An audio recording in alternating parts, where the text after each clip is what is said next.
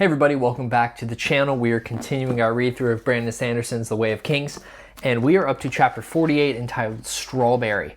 Now the story is really picking up. I mentioned, I think in the last video, maybe the last two, towards the end of every Brandon Sanderson book, at some point we hit the Sanderlanche, and we have not hit it yet, but we are getting close. We are beginning the downward trajectory where the story and the plot really begins picking up. And the pacing is super quick. And this chapter is no different. So Shallan, you'll remember, before we had Kaladin last chapter, we were at Shallan, and she had rushed out of the room where she had drawn Kabsal because she kept drawing those mysterious dark creatures without faces, but with all different geometric shapes where their heads should be. She rushed out, and she actually rushed into her room, and she found herself somehow transported into this dark world, this dark realm where there are beads where seemingly the ground should be. She fell in. She's like drowning almost in these beads. She sees flames. She hears voices. And when she finally either snaps out of it or comes back to reality, she had actually soul cast a jar next to the bed into a pool of blood. We know that that's one of the 10 essences that these soul casters can convert things from and into. Blood is one of those. Flesh is another one. That'll come up a little later.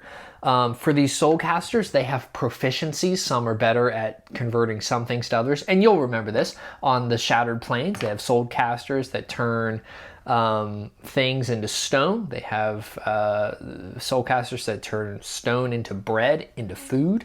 And so these are really used to supplement the natural agricultural production.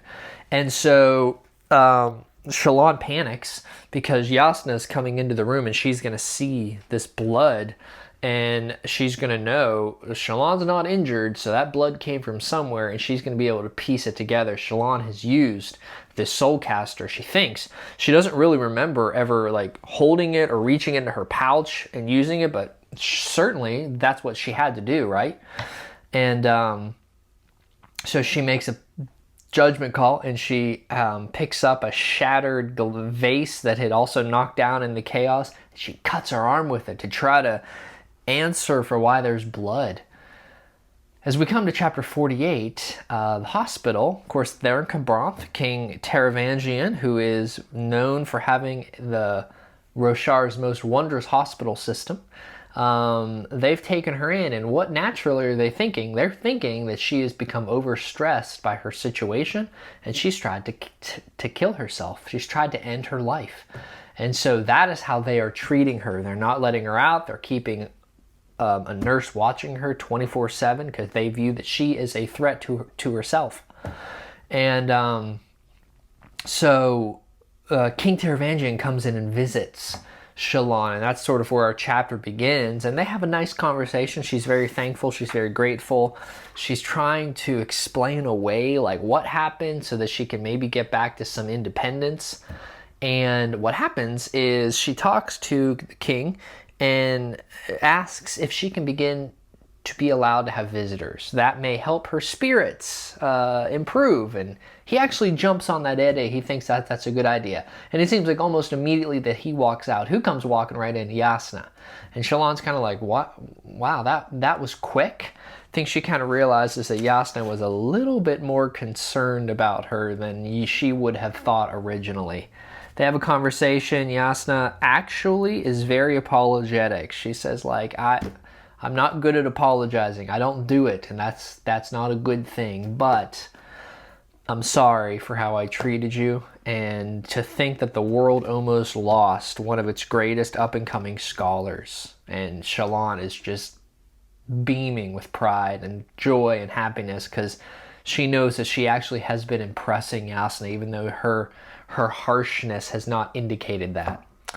While they're talking, she lets her know that she's planning on leaving. This is going to work out now, right? Shallan doesn't have to come up with a story, even though this has been unfortunate. It's probably going to work out.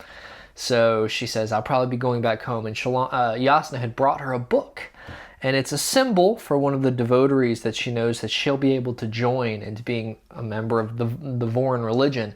And it's the devotee of, I'm forgetting the name of it. It's somewhere in here. The devotee of sincerity. And what it is members of this devotee, they actually question everything. Their symbol is a book with nothing written on the pages. And it sort of symbolizes that there's always something more to learn. There are always going to be blank pages. And Jasnah says, I think you should join this devotee because you'll be able to ask the real questions. You'll be able to keep your faith. And it seems to be the best possible combination.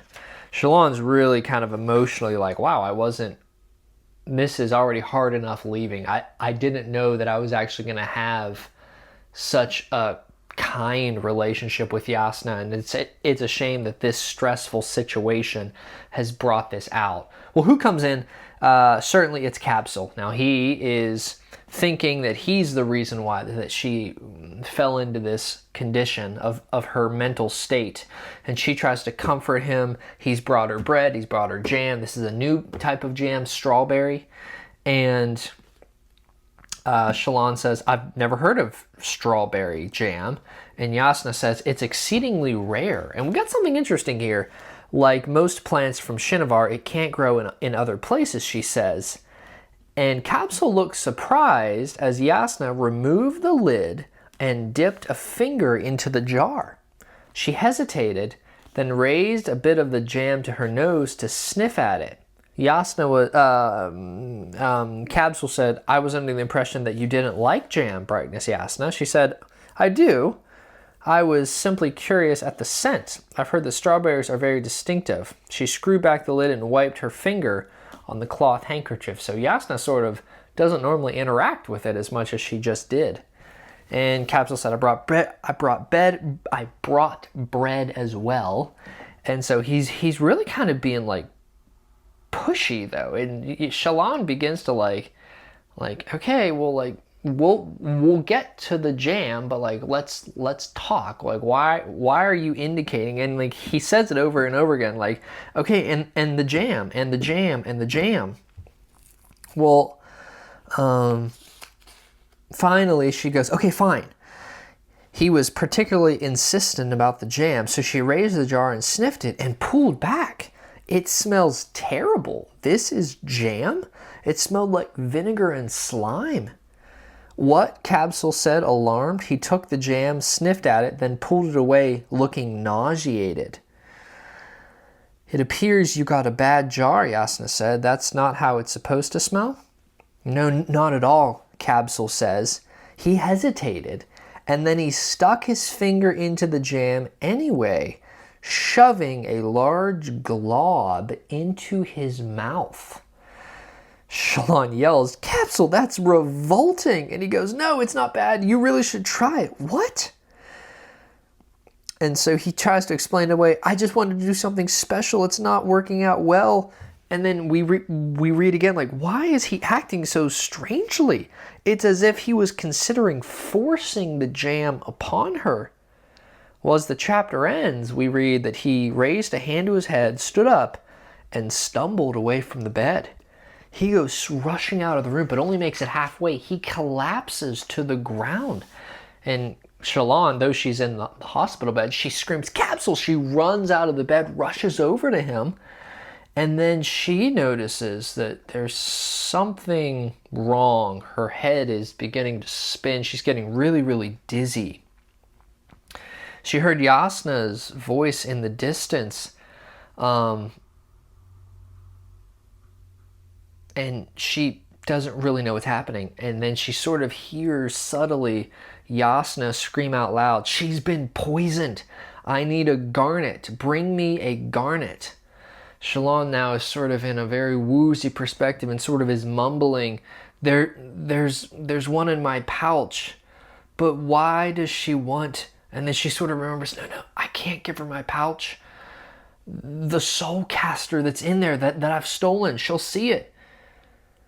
And then Jasnah sort of is trying to communicate with her clearly. She says, I'm going to have to soul cast your blood to purify it. It will be very dangerous, extremely dangerous. I'm not good with flesh or blood, right? Two of those essences. I know where my talent lies. She needs it to save me. She sort of remembers and she sort of mutters, you can't. And she turns over her pouch and she dumps out the soul caster.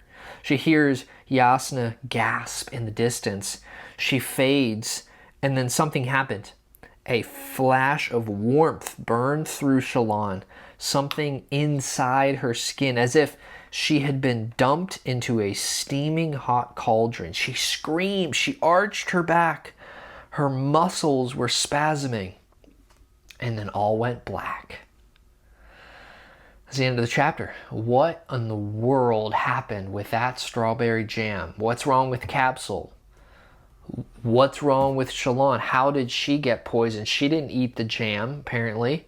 What is going on here? And now, at the end, she had to reveal her secret to Jasnah. What is going to happen? That's chapter 48. Yes, chapter 48, Strawberry. Hope you enjoyed. Thanks so much for watching and reading along. We'll continue reading through the next chapter, certainly in the next video. If you're interested, you can like and subscribe to the channel, and we'll look forward to keep reading this story as well as many others. Thanks so much for watching. Take care.